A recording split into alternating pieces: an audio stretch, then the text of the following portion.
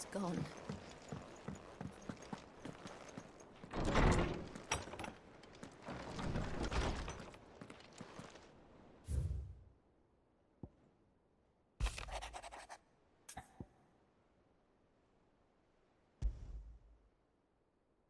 Trouble with the ledgers. Shouldn't he be asking Otto for help?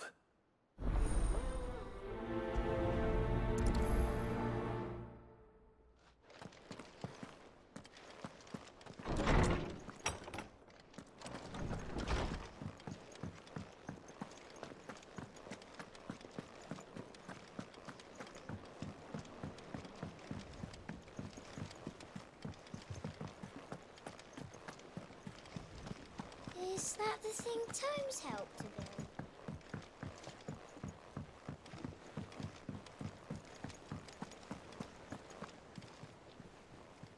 Clive, did you get my letter?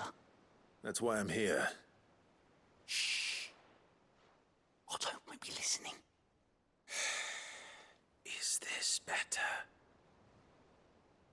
A little. Listen, I've some bad news. It turns out the hideaway may be slightly behind in its payment to certain lenders, and it may be my fault. But I swear to the goddess, I thought I had the numbers square. Sadly, that square turned out to be more of a circle. Zero, you might say. I can straighten it out, I swear, but it's gonna take some time, and I'm gonna need help keeping it from Otto. Bit late for that, I'd say. There you are! What a surprise! So let me get this straight. You forget to pay our lenders what they're due, and instead of coming straight to me, you get Clive to come to you. And I hope he'll dig you out of the hole you've dug for yourself. Clive, the man in charge of the place you've been cheerfully trying to bankrupt. And you thought this was a cunning plan. Why? Well, who needs paying? Oh, just Martha. And the dame. And, well, Lady Karen. But only 500 talents. We owe 3 of our most trusted friends 5 million gil. Each. 5 million each. They lent us the bulk of the money we used to rebuild the hideaway, you see, and, well, I must have made some sort of oversight. Those ledgers were my responsibility, and it was my decision to entrust them to you. This is my fault. Do we have that much to hand? I can always ask my uncle. No, we don't. And no, you won't. We've lightened Lord Rosfield's purse enough. After the king's ransom we had off him, he deserves better than to see our begging bowl. Besides, we'll need to learn to stand on our own if we're gonna make this work. All right. But that doesn't mean you have to shoulder the burden yourself. Is there anything I can do to help? There might be. How'd you fancy taking these to Martha and the dame? Rocks. Rocks, he says. Worth 1,000 talents apiece, these are. A little something Sid and I set aside for when times got lean. And I reckon 15 million in overdue debt probably qualifies. I just hope our associates' eyes are a bit more discerning than yours. I'm sure there will be. Should be me making the rounds, really. But you know how it is with this place. Orders to bark, arses to wipe, and all that. I know. Which is why I don't mind going in your place. Go. Do you know why I only gave Master Clive here 2 star rubies? Because you'd rather Lady Karen killed me. Because I'd rather Lady Karen killed you. Yes. Well, I suppose this is goodbye then. Don't worry. I'm sure Karen will understand. Really? Do you think so? No, I don't.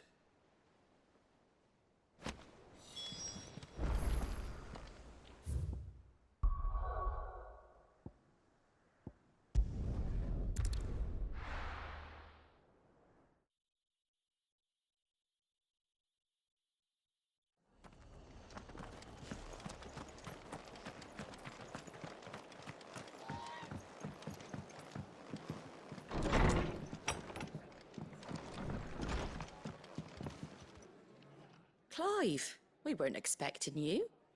I wasn't expecting to be here, but it seems we still owe you a considerable amount of coin for your help with our rebuilding efforts. And though I doubt it's what you were expecting, we were hoping you'd take this as payment.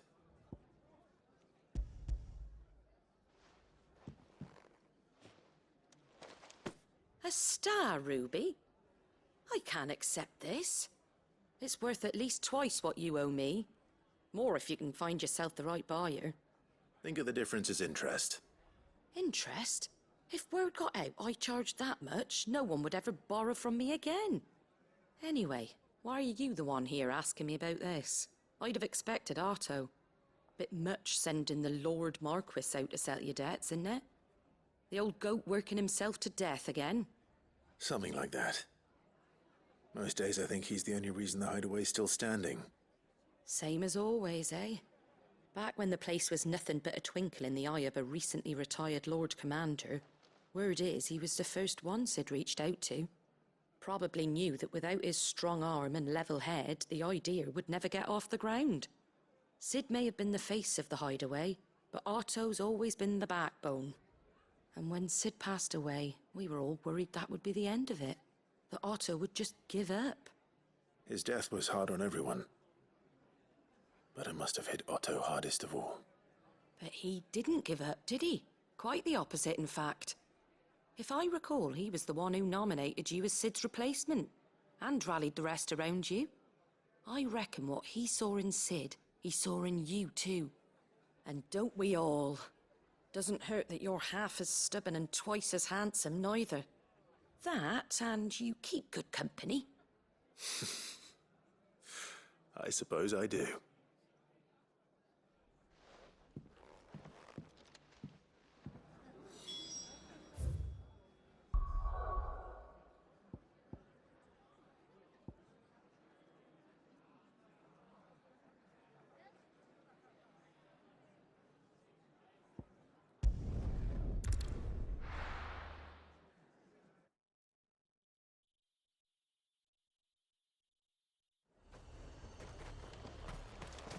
There's talk. How the hell is anyone supposed to afford?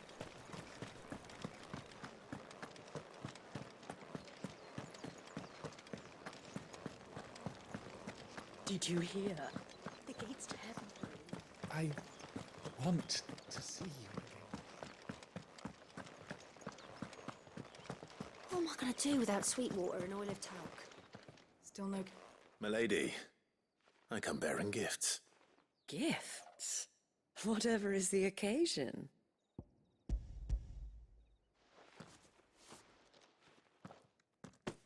Oh my. Clive, you really have outdone yourself. Otto asked me to give it to you. To settle the hideaway's debt with the Veil. And to compensate you for the time it took us to do so. You disappoint me, Clive. I thought you might finally be warming to me. Tell Otto he can keep his baubles. I tried to tell him as much the first time around. The man owes me nothing, nor does the hideaway. My contribution to the restoration effort was made freely and willingly. It was the least I could do. You once told me Sid did you a kindness. I'd like to do the same. Please, accept it. For my sake. And for Otto's. For all of us. For all you've done. It is rather fetching, isn't it? Very well. Otto is lucky to have you, Clive. I doubt anything could ever replace his son. But you and the others at the hideaway are the closest thing he has to family. Otto had a son. Long ago, yes. Sid told me Otto lost him when he was just a boy, and blamed himself for not being able to stop it. I don't know how it happened, whether there was anything he could have done, but it was clear that it weighed heavily on him. I didn't know. How could you have? I doubt anyone did. Besides Sid, I've never met a man more keen to bear his sorrows in stoic silence. An ill habit, given that both have always been surrounded by friends desperate to help them. I'm beginning to see that.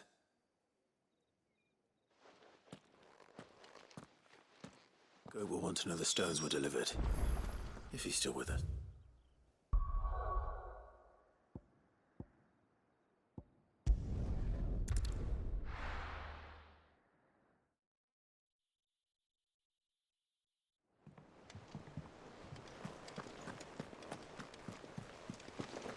Is that the thing Tomes helped to build?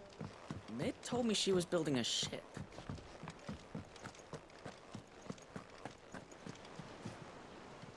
Goat. Still alive, I see. So Lady Karen accepted the ruby. Ah, about that. I tried my best, but she was just too stubborn to take it. She threw it right back in my face, in fact, and told me I could stick my stupid stone where the sun don't shine. Karen refused payment. I hope it wasn't something I said. I'm sure you were as tactful as ever. Let me see what I can do. Oh, wonderful. I hope you have better luck than I did.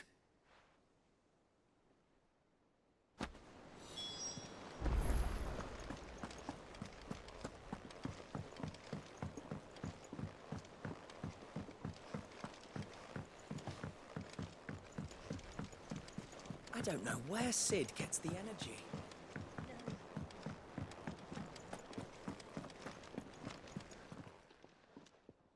Lady Karen, Goat tells me you weren't happy with our offer. Would you prefer the debt was repaid in coin? What debt? I don't recall lending any of you lot me hard-earned gil. I may have tossed a talent or two in the Hideaway's coffers, but those were donations, and you can hardly call it charity if you go asking for it back. Of course not. But one good turn deserves another. And our circumstances have changed. Surely you wouldn't shun the gratitude of a pauper who happened to have become a prince.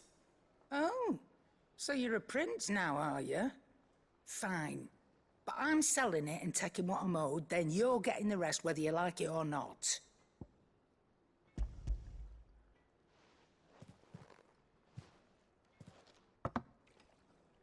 Where'd you even get this?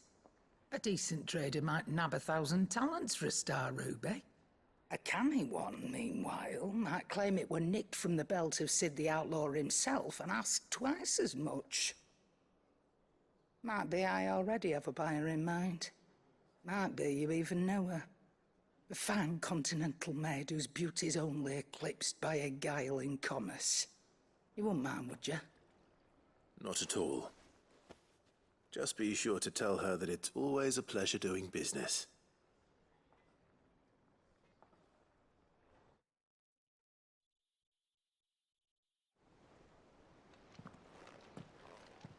I hear you ended up delivering all 3 stones. Thanks to this lump. I sometimes wonder what I pay you for. Speaking of which, I still haven't been paid last month's wages. Oh, so you remember what's owed to you then? Get your ass behind that disc of yours and don't get up before those ledgers are square. Right away.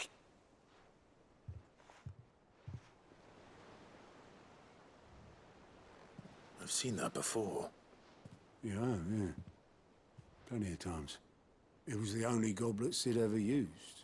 Either out of habit, or because the filthy soul couldn't be bothered to find a clean one. I knew so little about him. Like most people. Martha and the Dame both seem to have fond memories of him. I bet they do. How long did you know Sid before he... Before he died.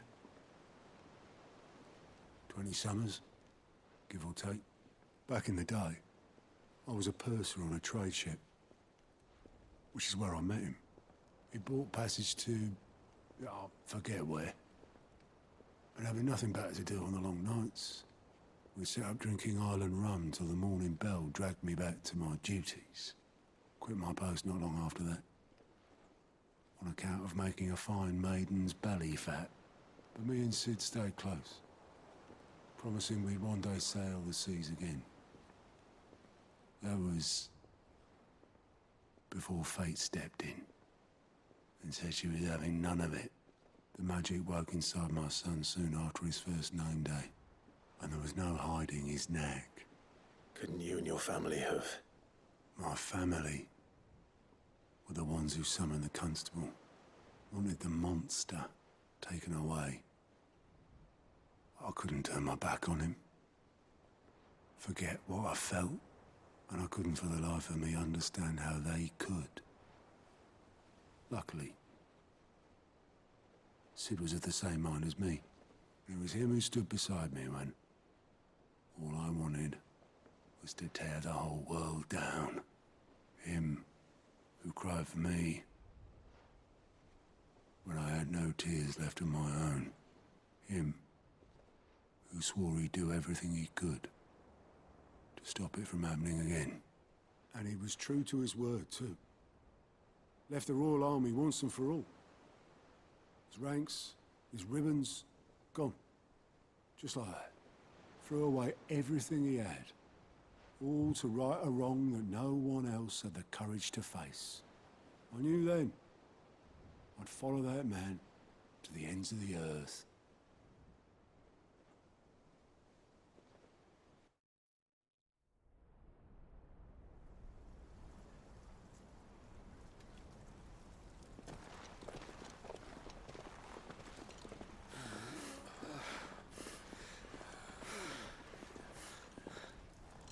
He was always too clever for his own good, was Sid. Saw the world for what it really was, while the rest of us were content to go along with the lie we were shown. And it can't have been easy, bearing that burden alone.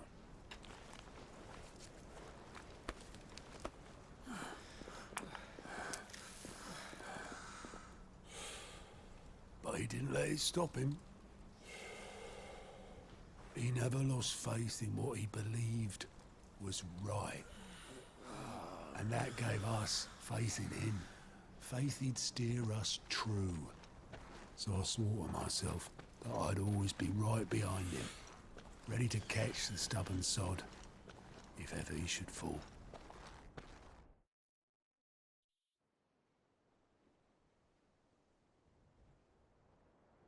But I couldn't even do that.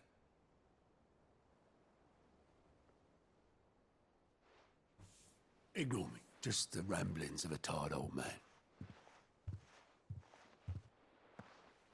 Leave that lot. I'll tidy it up in a bit.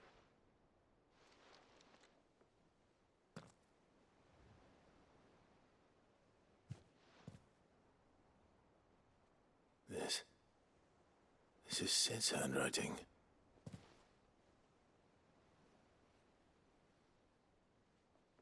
Dear Otto. I may be drunk, but I wanted you to know this place would be fucked without you. Love you, you grumpy old sod.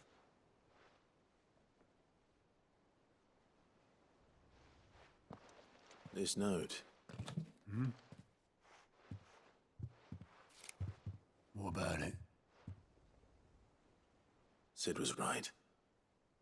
Without you, we'd all be lost.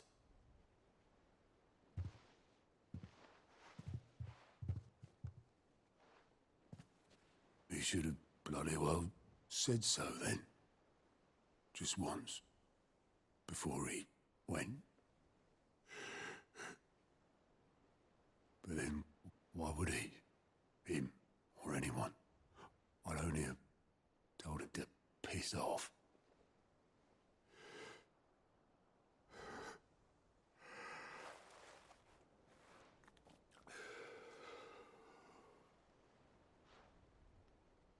You're wrong, though. Both of you. It was never just me keeping the hideaway afloat. It was all of us. I just shove people in the right direction. And I barely seem to be able to do that anymore.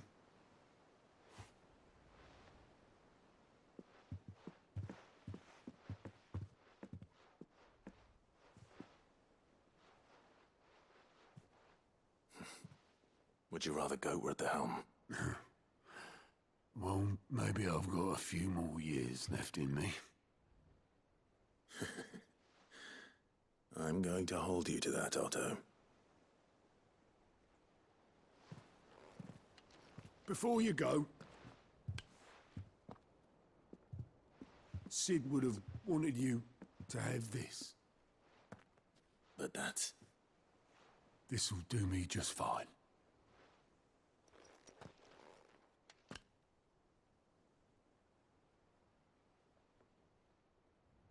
Thanks for the ray of sunshine. I'll see if I can't pay you back. Already have.